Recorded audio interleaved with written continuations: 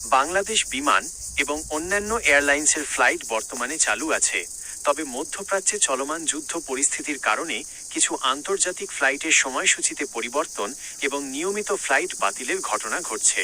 2026 সালের মার্চ মাসের বর্তমান আপডেট নিচে দেওয়া হলো।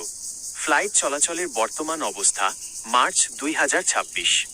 আন্তর্জাতিক ফ্লাইট বাংলাদেশ থেকে সৌদি আরব, দুবাই, কাতার, কুয়েত এবং ইউরোপের বিভিন্ন রুটে বিমান চলাচল নিয়মিত রয়েছে।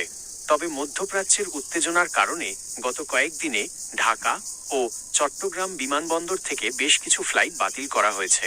19 মার্চ পর্যন্ত গত 20 দিনে প্রায় 614টি ফ্লাইট প্রভাবিত হয়েছে। অভ্যন্তরীণ ফ্লাইট দেশের ভেতরের সব রুট, যেমন ঢাকা থেকে চট্টগ্রাম, সিলেট, কক্সবাজার, সৈয়দপুর ইত্যাদি স্বাভাবিকভাবে চালু আছে। সিলেট ম্যানচেস্টার রুট বিমান বাংলাদেশ এয়ারলাইন্স পয়লা মার্চ 2026 থেকে ঢাকা সিলেট ম্যানচেস্টার রুটে তাদের ফ্লাইট সাময়িকভাবে স্থগিত করেছে। গুরুত্বপূর্ণ কিছু তথ্য ও সতর্কতা বিষয় আপডেট। মধ্যপ্রাচ্যগামী যাত্রী জেদ্দা ও মদিনাগামী যাত্রীদের ফ্লাইটের সময়ের অন্তত 5 ঘন্টা আগে বিমানবন্দরে উপস্থিত থাকতে বলা হয়েছে। ফ্লাইট স্ট্যাটাস যাত্রার আগে অবশ্যই এয়ারলাইন্সের ওয়েবসাইট বা হেল্পলাইনে যোগাযোগ করে আপনার ফ্লাইটের বর্তমান অবস্থা নিশ্চিত করে নিন।